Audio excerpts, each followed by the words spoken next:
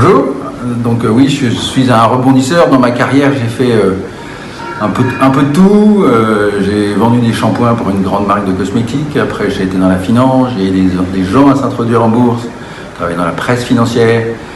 Et puis, j'ai dirigé une agence d'événements. Et à 50 ans, il m'est arrivé ce qui arrive quelquefois à un certain nombre de cadres dirigeants. Voilà, je me suis retrouvé un peu au chômage, mais ce n'est pas moi qui voulais. Et malgré ça, j'ai continué à réfléchir à ce que je pouvais faire. Je connaissais bien l'univers des lieux. Et voilà, l'idée a fait son chemin. Et au bout d'un mois, j'ai rebondi et j'ai créé Openman Café.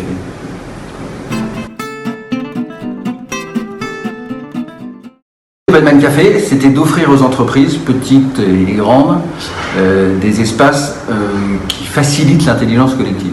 Alors, qu'est-ce que ça veut dire? C'est qu'aujourd'hui, on a besoin beaucoup de travailler tous ensemble, de cohésion. Et depuis 7 ans, on essaye dans chacun des Openman Café, puisque maintenant il y en a 4, même un double, donc on va dire qu'il y en a 5. J'ai suivi les préceptes des neurosciences où l'espace, la grandeur, la déco, l'accompagnement permettent des réunions plus efficaces. Donc voilà, aujourd'hui, c'est ça le principal, c'est faciliter l'intelligence collective.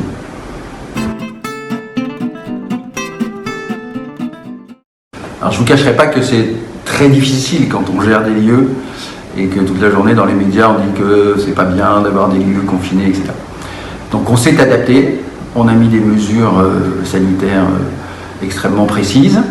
Et puis on a un avantage, c'est que nos lieux sont privés, sont grands, peuvent être aérés. Donc on peut avoir entre 10, 20, même jusqu'à 30 personnes en respectant les 4 mètres carrés, parce que de toute façon nos préceptes faisaient qu'on avait 4 mètres carrés par personne. Et puis après, à titre personnel et pour l'équipe, c'est très compliqué. C'est compliqué de gérer le chômage partiel, ça a été compliqué d'être confiné. Je pense qu'on a les mêmes soucis que tout le monde, c'est une période particulière. Après, il faut être positif. Donc on prend toujours le côté positif. Pour nous, ça valide finalement ce qu'on dit depuis 7 ans. C'est-à-dire que télétravail, hybridation du lieu de travail, transformation du management, tout ce que nous, on prévoyait indirectement avec la digitalisation, eh bien ça va s'accélérer.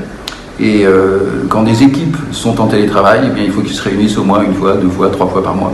Et c'est ce qui nous arrive en septembre, donc on a des clients qui reviennent. Donc il faut que, je pense que les grandes entreprises prennent aussi ça à bras le corps, il y a un gros travail à faire. Donc très positif sur l'avenir.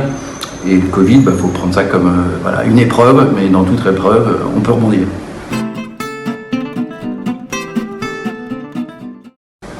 Moi, je pense qu'il faut avoir toujours le même principe et le même précepte. Essayer de voir le verre à moitié plein et pas le verre à moitié vide. Ne jamais dire mais et croire en soi. Voilà. À partir du moment où vous croyez en vous, vous êtes sûr que ce que vous faites, ça va dans le bon sens, ça va énormément faciliter les choses. Donc il faut rester positif.